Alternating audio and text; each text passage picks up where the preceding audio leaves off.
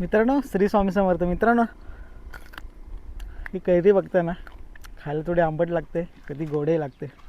परंतु आपल्या जमान्यामध्ये ना, आपल्या लहानपणी नक्कीच कॅमेरा हवा होता. या कैरीच्या आंबट गोड आठवणी आहेत ना, तर नक्कीच त्या कॅमेऱ्यामध्ये कैद करता आल्या असत्या.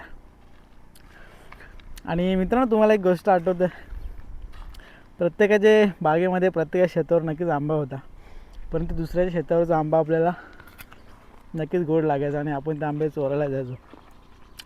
आणि लहानपणी प्रत्येक मित्राच्या, प्रत्येक भावाच्या हे आंब्याचं जे चीक असतं ना, इथं देठातून येणार आहे, त्याला दात बोलतो आपण.